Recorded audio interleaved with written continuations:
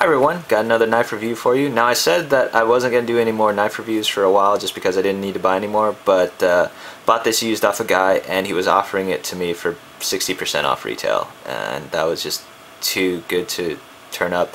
Plus I kind of rationalized with myself like, oh, if I buy this I can do a review on it. So here you go, here's a review. What you're looking at here is the Buck Omni, and before I take this out, let's have a look at the sheath.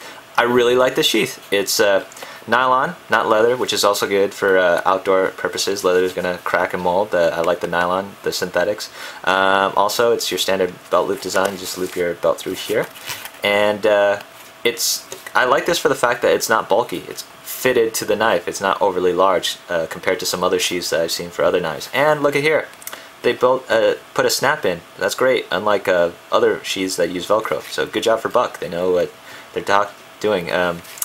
And also I like the fact that the butt of the knife sticks out here at the end. Serves no purpose, it just looks kind of cool. So let me take this out here. The sheath here to the side. And if you'll look right here, you'll notice that it has thumb studs. Now I prefer thumb studs or thumb holes or any other version. I just think it's easier to push up against something than to try to stick your finger inside of a hole, and it's easier to get a good amount of pressure to open the blade. And if you'll notice, they didn't just cheap out and put like some cylinders. It is ambidextrous, so it doesn't matter whether you're a lefty or a righty. And also the thumb studs are made of smaller and smaller concentric circles, and by doing so it gives you this nice little surface to get some friction with your thumb when you push it open. Opens really nice, easily, one-handed, no problems whatsoever. And if you look here along the spine of the blade, I'm guessing 2.5 to 3 millimeters in thickness, and if you'll notice, the thickness continues all the way till almost the tip of the blade, and so since it remains that thick, it adds some extra rigidity and strength as well. The blade is unusually wide and has a generous amount of belly for good sweeping cuts, so I like that.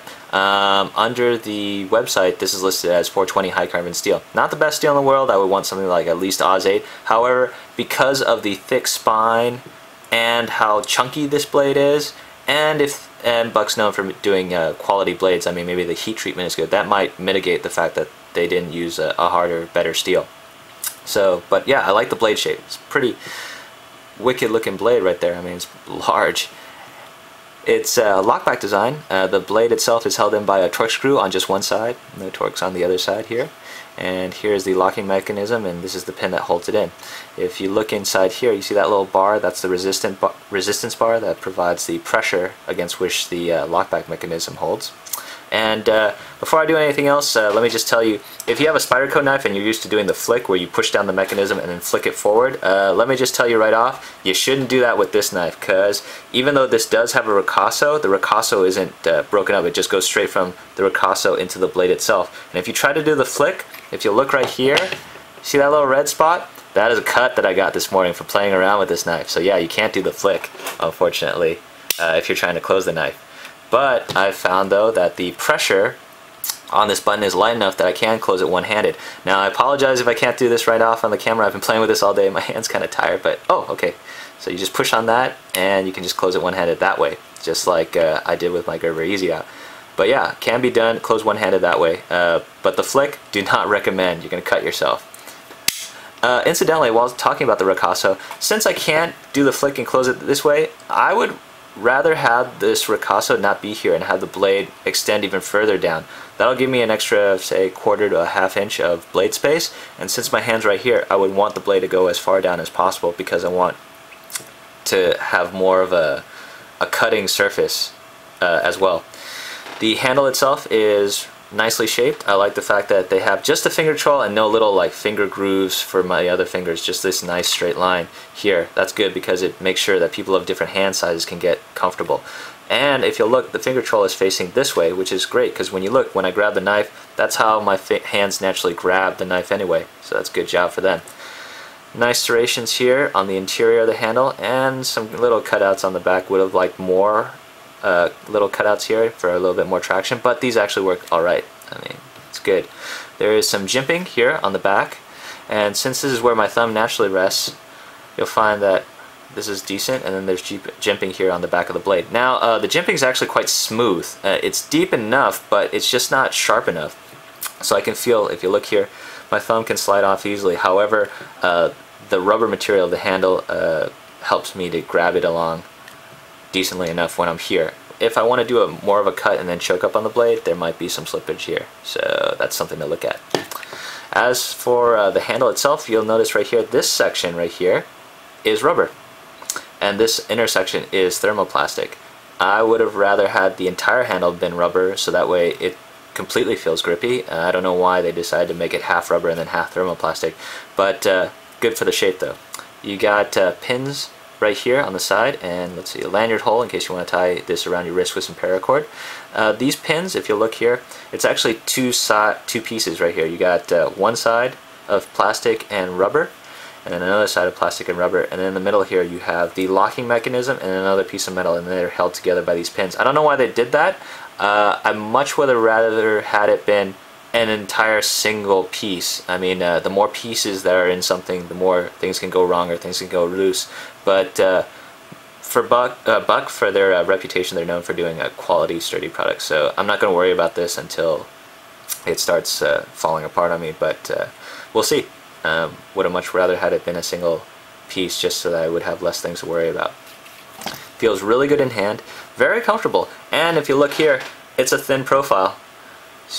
It's not super bulky, which is quite nice. I mean, this feels really quite sleek.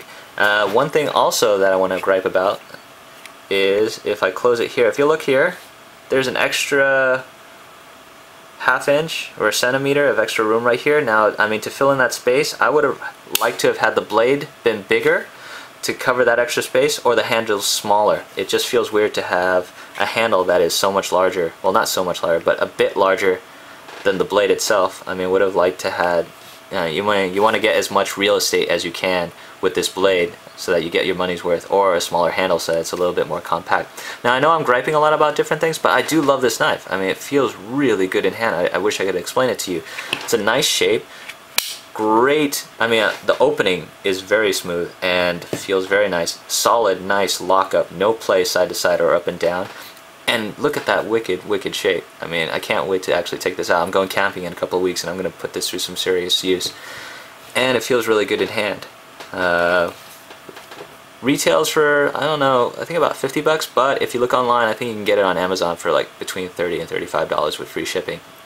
And also, I should also speak to the fact that Buck knives have a lifetime warranty if you have any defects, and it doesn't matter who you bought it from, if you bought it from them or you bought it from a secondary retailer.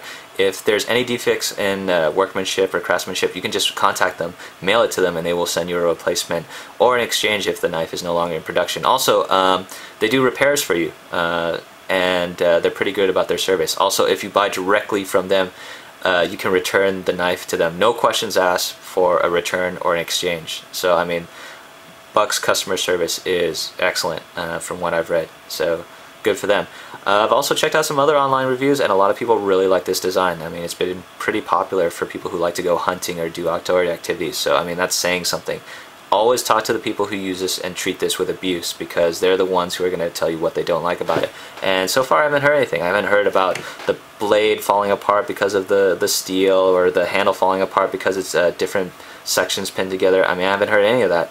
All I've heard is this is a good, heavy use, well-made knife. And seriously, from just handling it today, I just got it this morning, it just feels like it. I mean, I believe it. It's a great knife. It feels great, and that's about all I have to say. Thanks for watching this little review, and have a good night. Thanks, guys. Bye.